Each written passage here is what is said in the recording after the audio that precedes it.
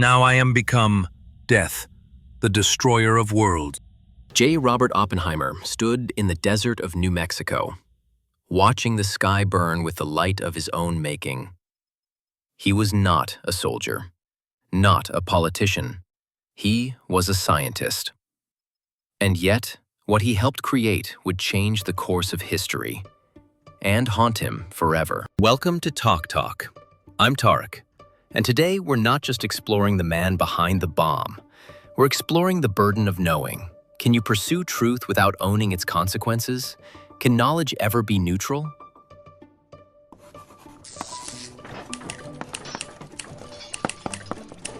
In 1942, a secret research project known as the Manhattan Project brought together some of the world's greatest scientists. They had one goal: build a weapon before the Nazis could. Oppenheimer, a theoretical physicist with a passion for quantum mechanics and Sanskrit literature, became the unlikely leader. He brought logic, brilliance, and a strange kind of detachment, as if the equations mattered more than the explosion. In the natural sciences, we value evidence, repeatability, prediction. But what's missing from that method is ethics. The scientific method doesn't ask, should we? Only can we? So we ask, what kind of knowledge do the natural sciences produce? And should scientific knowledge include ethical limitations by design? When you see something that is technically sweet, you go ahead and do it.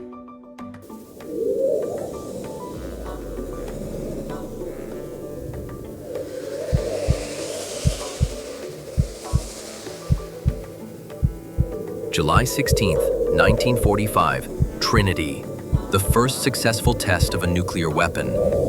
In that moment, the boundary between knowledge and destruction vanished. Oppenheimer saw the mushroom cloud and remembered a line from the Bhagavad Gita: "Now I am become death, the destroyer of worlds." That wasn't poetry, it was prophecy. Does having knowledge make you responsible for how it is used? Oppenheimer had done his job. The science worked. The math was right. But was that enough?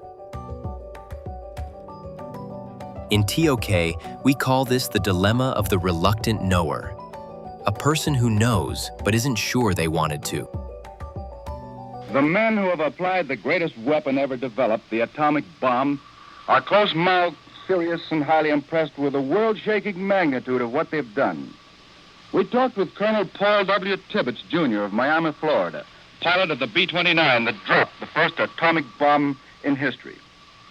You asked him how he'd felt about it, and he said he didn't feel anything much, but you knew from talking to him that he sensed the meaning of that bomb's away. The explosion was a big ball of fire. Anyone not having dark glasses would have received a visual shock several miles away. One of the crew members said, "My God," when he saw what had happened. What had been Hiroshima was a white mountain of smoke, and when we saw it first, it was already up to 25,000 feet. About 1,000 feet off the ground, it looked like boiling dust.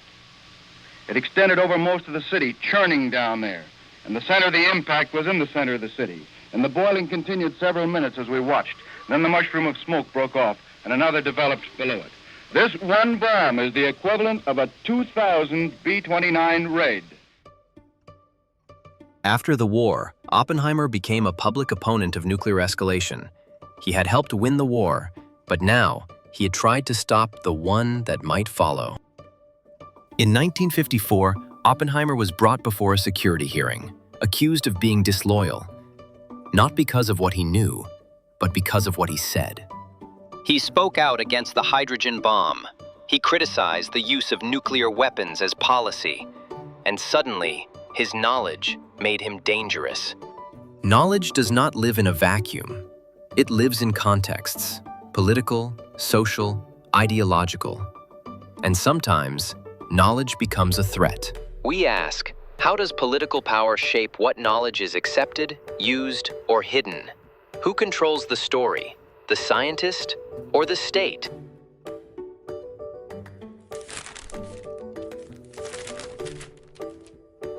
Oppenheimer stripped of security clearance.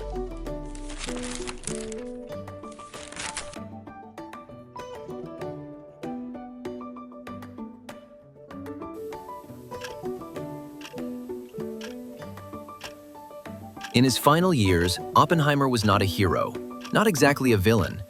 He was a man with a mind too heavy to carry, a knower who wondered if knowing had broken something in him. Can we learn something and then wish we hadn't? What if knowledge leads to regret? What if the pursuit of truth leads us to consequences we can't undo? In TOK, we explore the idea that knowledge isn't just about answers. It's about the emotional and ethical weight of those answers. In some sort of crude sense, which no vulgarity, no humor, no overstatement can quite extinguish, the physicists have known sin. Oppenheimer's story is not just about physics, it's about philosophy. It's about the haunting question at the heart of theory of knowledge. Can knowing ever be innocent? He once believed that understanding the universe was the highest goal of the mind, but in the ashes of that understanding, he discovered something deeper, that knowledge is never neutral, that power without reflection is ruin, and that some truths carry more weight than the world can bear. This has been Talk Talk. I'm Tarek.